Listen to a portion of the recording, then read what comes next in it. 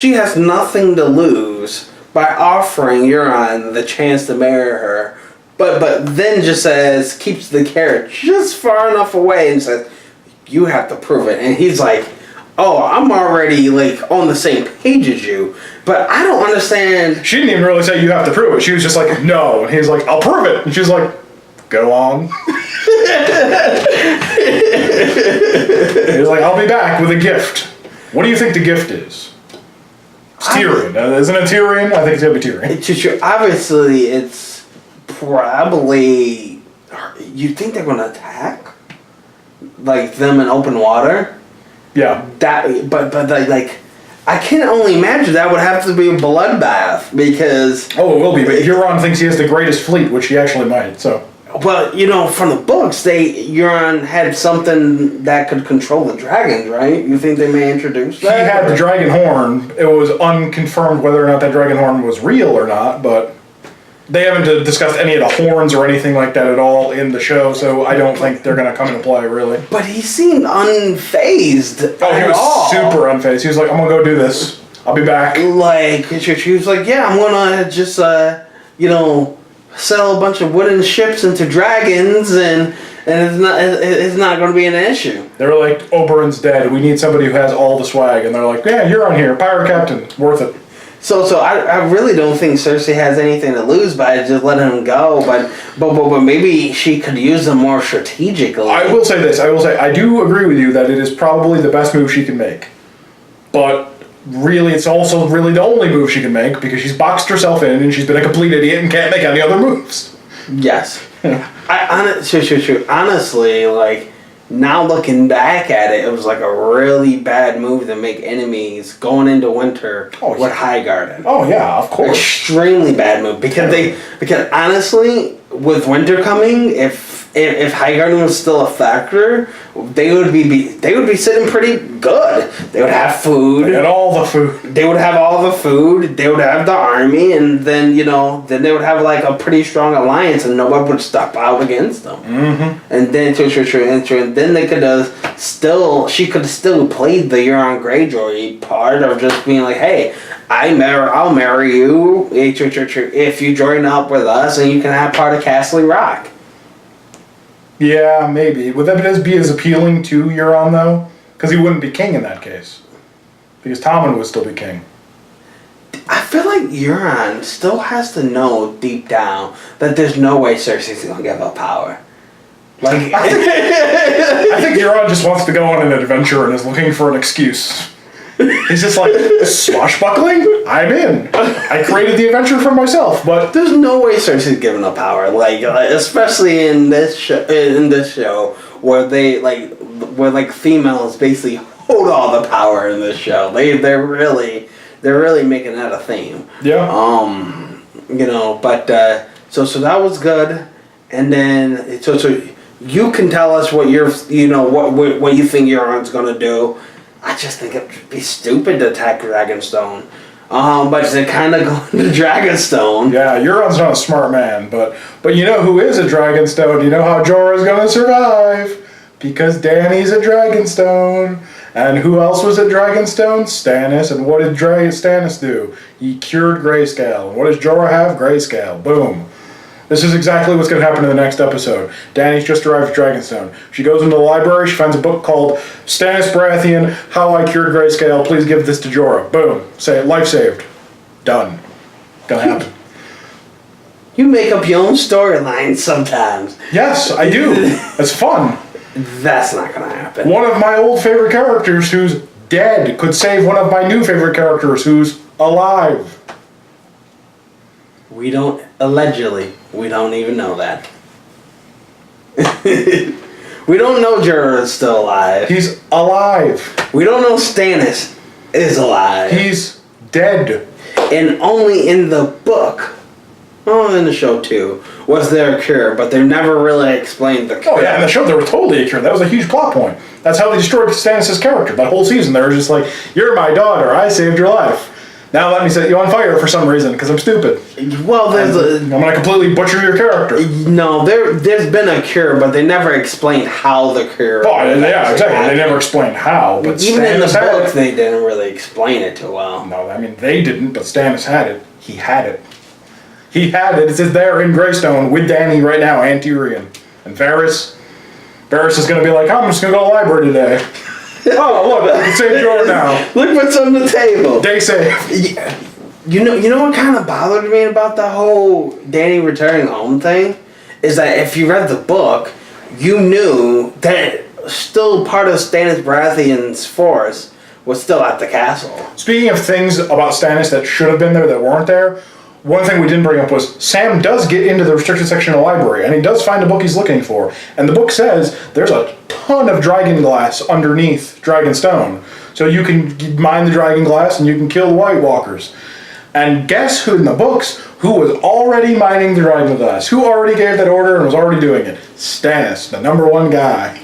Yeah, but it just means that in the books and in the shows, that Dany was eventually going to take control of Dragonstone, and that was going to be the launching point. Oh, sure, yeah. But it also means that Sam sometime is going to make the trip back up north. Guess who's looking for Dragonstone? Oh, of course, yeah. Guess who knows about the White Walkers?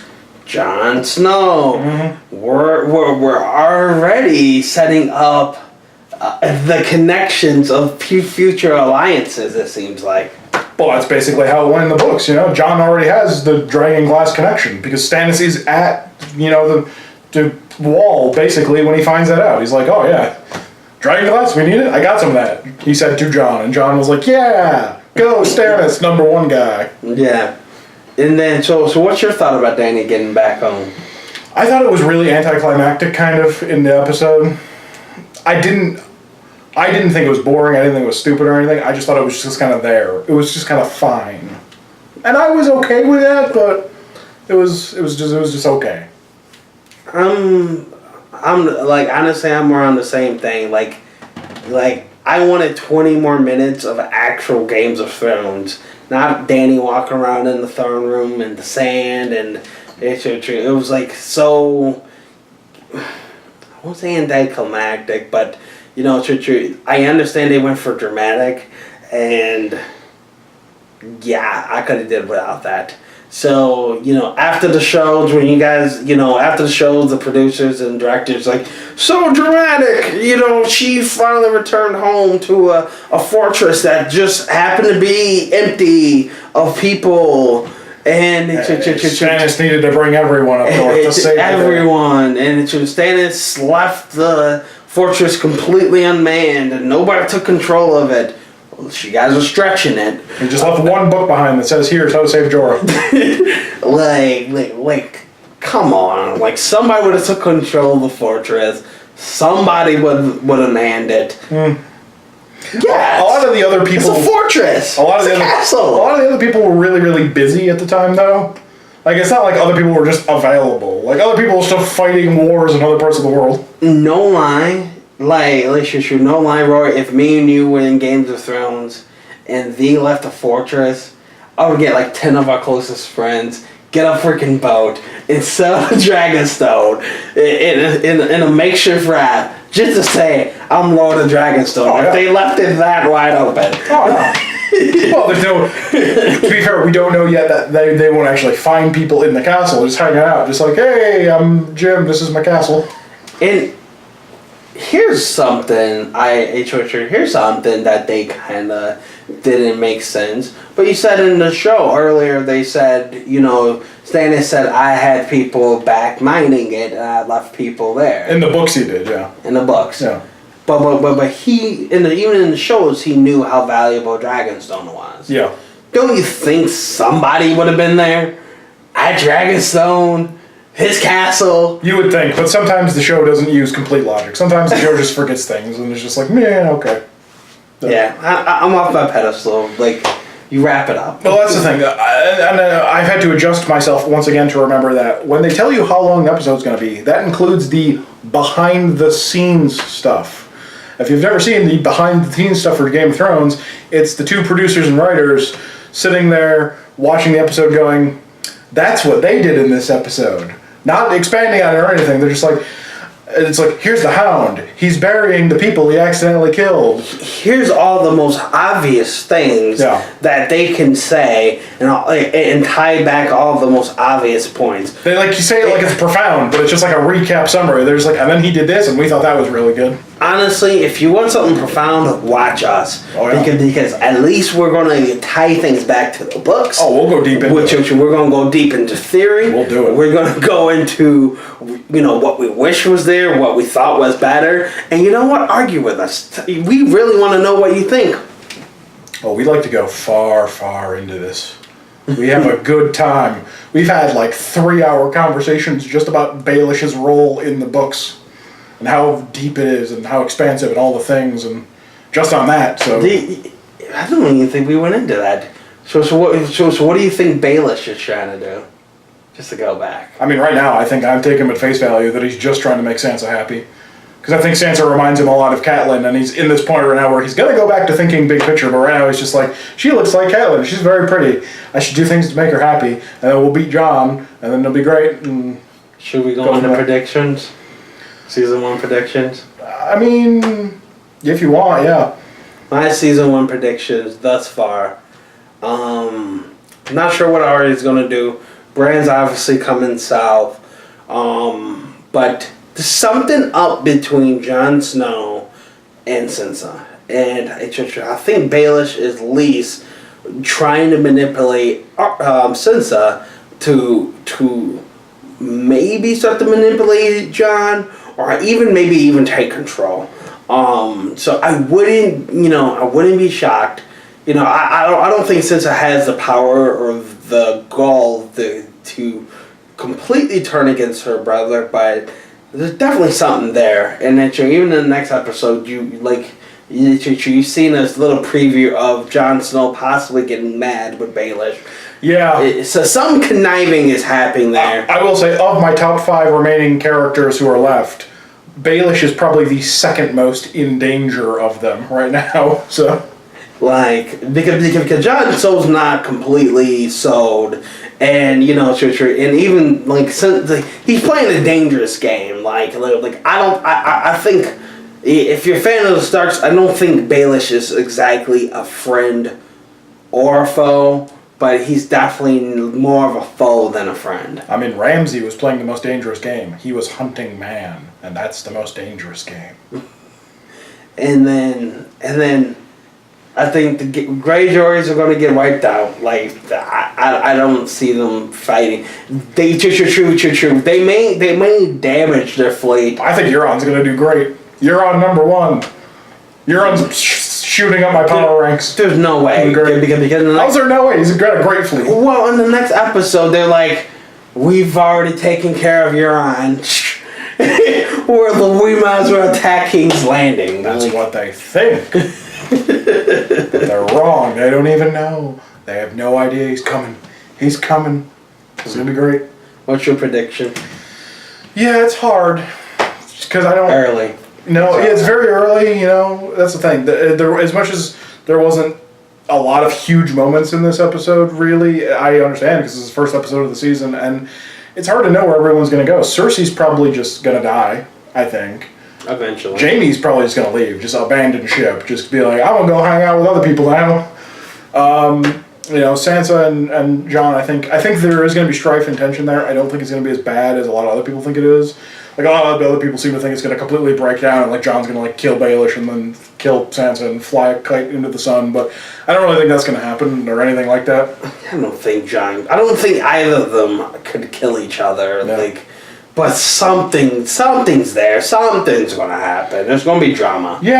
Yeah, but I think it's one of those things where everybody's personal drama is going to get very, very quickly overwhelmed by, supernatural war that's about to happen, Yeah. The Brotherhood's going to arrive, at Winterfell and be like, hey, we saw the White Walkers, they're coming, and Sansa and Jon are going to be like, what were we fighting about? It's not important anymore. Yeah, so I think the Brotherhood's probably going to head further north and probably make their way to Winterfell, things like that, probably. I don't think there's going to be a huge problem with the Brotherhood, though. I think the Brotherhood's going to try to directly engage the White Walkers because they're stupid like that. Yeah. It's going to be amazing. They're going to go out in a blaze of glory, literally. Flaming sword and all. It's going to be amazing. Beric Dondarrion for the win. At the end of the season, they more than likely going to have a huge battle scene where the White Walkers are finally battling people, which is going to be awesome. I think that's it. Yeah, that's pretty much it. So hey, let us know. Comment, thumbs up, please, and let us know how you like the show. Thumbs up if Stannis is dead. Thumbs up if Jorah is alive. Thumbs up if poop is bad. Yes. Thumbs up. You know, we're going to be doing this every week, keeping you guys up to date. You guys, you know, do this favor for me. Forget the behind the scenes. Click Rory and Terrence at the movie show. We're going to be able to keep you up to date with the bets, theories, and what's going on. If you want, I'll convince him to go into deep stuff, like the feminism stuff and like why Baelish is secretly the best ever and why Euron is secretly the best ever and why Davos is secretly the best ever. We'll go into it. Well, let's not make this our show. But if you want it, we could always do extra. So if you want us to dive deeper, we can always add extra shows as well. Yeah, exactly. Tell me what you want, what you really, really want.